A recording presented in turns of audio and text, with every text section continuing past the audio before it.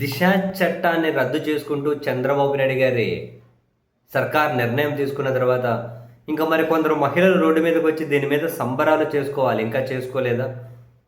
బహుశా మరీ ముఖ్యంగా ఇటువంటి సంబరాలకు స్వయాన రాష్ట్ర హోంశాఖ మంత్రిగా ఉన్న వంగలపూడి అనిత మేడం గారు కూడా ముందుండి ఇటువంటి సంబరాలు నడిపించాల్సిన అవసరం ఉంది.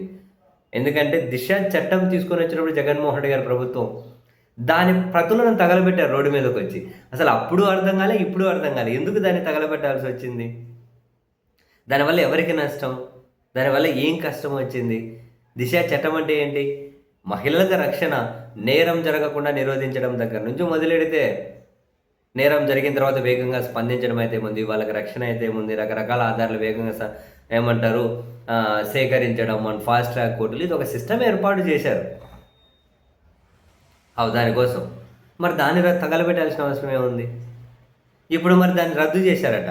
మరి అప్పుడు తగలబెట్టిన వాళ్ళు ఇప్పుడు సంబరాలు చేయాలి కదా, ఇంకా రాలేదా రోడ్ల మీదకు?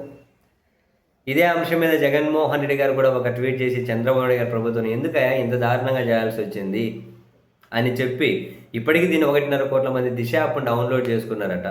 దిశ ద్వారా 31,607 అత్యవసర కాల్స్ వస్తే అందులో మా ప్రభుత్వంలోనే పోలీసులు దాదాపు అన్నింటినీ పరిష్కరించారు. 18 ప్రత్యేక మహిళా పోలీస్ స్టేషన్లు ఏర్పాటు చేశాం. ప్రతి వార్డు సచివాలయంలో మహిళా పోలీసులను అందుబాటులోకి తీసుకొని వచ్చి 13,500 మందితో క్షేత్రస్థాయి భద్రత రిపోర్టింగ్ వ్యవస్థను కల్పిస్తున్నాం. 900 ద్విచక్ర వాహనాలు ఉన్నాయి. 163 4 చక్రాల వాహనాలతో పెట్రోలింగ్ ఏర్పాటు చేశాం. 6 నగరాల్లో ఫోరెన్సిక్ వ్యవస్థను బలోపేతం చేశాం. 13 ప్రత్యేక ఫోక్సో కోర్టులు, 12 మహిళా ప్రత్యేక కోర్టులు ఏర్పాటు చేశాం.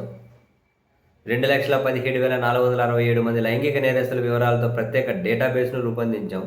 ఇంత జరిగింది. నిందితుడికి శిక్షణ పడే వరకు రక్షణ నెట్వర్క్ను ఏర్పాటు చేశాం. మే 24 నాటికి మహిళలపై నేరాలు 27% తగ్గాయి. ఇంత ఉంటే దీన్నెందుకు మీరు తొలగించాల్సి వచ్చిందని చెప్పి జగన్మోహన్ రెడ్డి గారు కూడా ఆశ్చర్యపెట్టి ట్వీట్ చేశారు. వీళ్ళేమో బిఎన్ఎస్ ఉంది కాబట్టి దిశ అవసరం లేదంటున్నారు.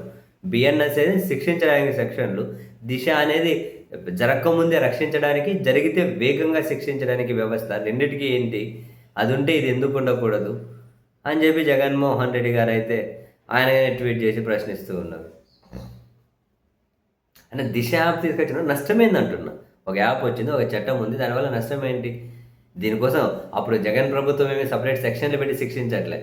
ఉన్న బిఎన్ఎస్ సెక్షన్ల ప్రకారమే శిక్షించడానికి ఒక వేగవంతమైన ఒక రక్షణా వ్యవస్థను ఏర్పాటు చేశారు. చివరికి ఫోన్లు 3 సార్లు ఇట్లా ఊపినా కూడా పోలీసులు చేరుకునే విధంగా. అన్ని పాసుకులు 10 మందికి మేలు జరగని మంచిదే కదా.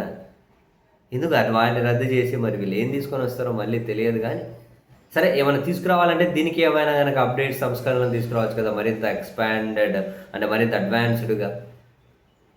సరే, దిశ చుట్టూ ఏం చేసినా జగన్మోహన్ రెడ్డి గారికి పేరు వస్తుందని బహుశా దాన్ని రద్దు చేసినట్లున్నారు. సరే, కానీ నెక్స్ట్ ఏం చేస్తారో చూద్దాం.